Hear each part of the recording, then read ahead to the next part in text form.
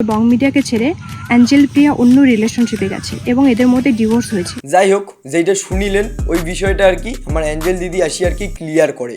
যেহেতু এটা কিনা এক পক্ষ আসি আর কি জিনিসটা ক্লিয়ার করে, সেহেতু দুই পক্ষই কি কষে মোটে একটা আর কি কল রেকর্ড আছে, ওইটা তোমাকে আর কি এবার আমি শুনাম। অ্যাঞ্জেল খুব প্রিয় একজন মানুষ। সে যদি আমার জীবন থেকে চলেও যায় কখনো, আমি তারপরও তাকে মনে রাখবো। হ্যালো গাইস, তো কাসুদ ফুলছে আম আর জাঙ্গিদ ফুলছে লাউ। Welcome to my channel Rajbanshi পাউ। সারিগেল কায় অ্যাঞ্জেল প্রিয়া, কিন্তু সারার পরেও এবার হচ্ছে ইমার দুইজনের বিয়া। দেখে অবাক হচ্ছ তো? হ্যাঁ, আজকে উজ্জ্বল আর অ্যাঞ্জেলের বিয়ে। আইসি সাহেব দিচ্ছে বিয়ে। হ্যালো হোয়াটসঅ্যাপ গাইস, তোমরা সবাই কেমন আছো? আজকে অনেকদিন পরে আবার নতুন একটা ব্লগ নিয়ে আসলাম, তো ব্লগটার সঙ্গে থাকো, দেখাচ্ছি।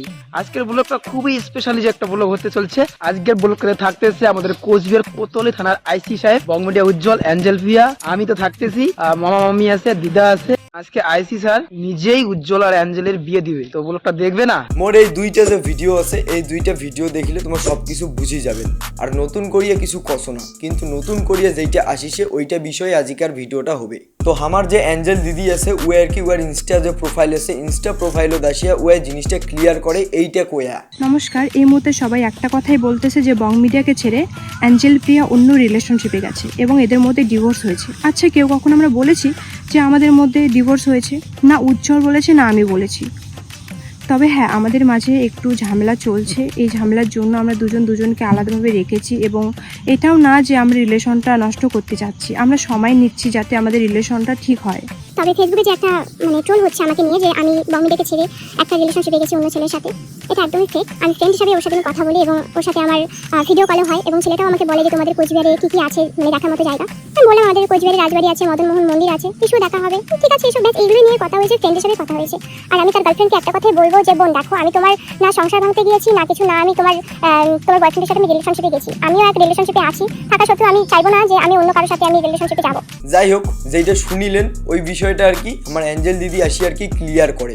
যেহেতু এটা কিনা এক পক্ষ আসি আর কি জিনিসটা ক্লিয়ার করে, সেহেতু দুই পক্ষই কি কষে মোটে একটা আর কি কল রেকর্ড আছে, ওইটা তোমাকে আর কি এবার আমি শুনাম। তো সর্বপ্রথম আর কি অ্যাঞ্জেল দি কি কইছে কলত, ওইটা শুনি নাও। একটা কথা বলবো যে আমি ছেলেটার সাথে কথা বলছি, আমি স্বীকার করছি এবং ভিডিও কলেও কথা হয়েছে, কিন্তু বন্ধু হিসেবে আমরা কথা বলেছি। তার বাকি আমাদের মাঝে যে একটা ছেলের সাথে কথা বলেছি, জন্য যে রিলেশনশিপে গেছি, এটা একদমই ভুল। ঠিক আছে, 12 তারিখে 13 তারিখে মানে আমি কন্ট্রাক্ট করি নিজের থেকেই, হাই পাঠিয়েছিল। সেই ছেলেটা আমাকে হ্যালো দি বলেছিল। আমাদের মাঝে সেরকম কিচ্ছু নেই, জাস্ট আমরা ফ্রেন্ড হিসাবে কথা বলেছি। তো 3 দিন কি 2 দিন নাগাদ আমাদের কথা হয়। তারপরে ওর গার্লফ্রেন্ড এই ব্যাপারটা নিয়ে সন্দেহ করে। এটা সন্দেহ করারই কথা, যে এইভাবে কথা বললে, এটা আমারও যদি বয়ফ্রেন্ড এভাবে কারোর সাথে কথা বলে সেটা আমারও খারাপ লাগবে এবং আমিও।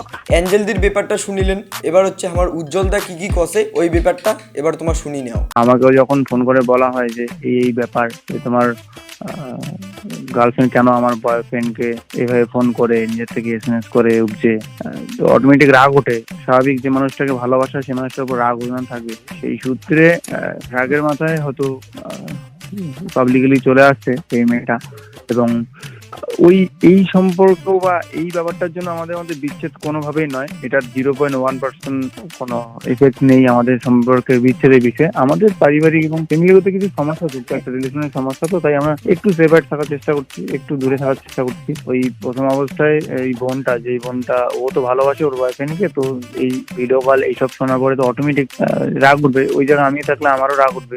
এইটা কোনো ম্যাটার নয়। ভবিষ্যতে যদি কখনো বিচ্ছেদ হয়, প্লিজ এই বোন বা এই ছেলে এদেরকে টানার কোনো মানে নেই। হ্যাঁ, তবে আমরা সর্বদা চেষ্টা করবো পার্সোনাল ম্যাটারগুলো আমাদের মধ্যেই থাকতে। অ্যাঞ্জেল খুব প্রিয় একজন মানুষ। সে যদি আমার জীবন থেকে চলেও যায় কখনো, আমি তারপরও তাকে মনে রাখবো এবং ওর প্রতি কোনো ঘৃণা থাকবে না।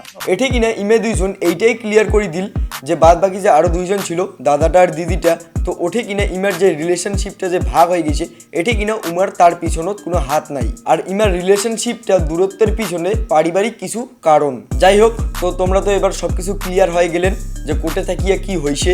তো ইমার যে এই বিষয়টা আছে, এই বিষয়টা নিয়ে মোর এইটাই হচ্ছে last video. So guys, thanks for watching. দেখা হচ্ছে নেক্সট ভিডিও। তো চলো, টাটা।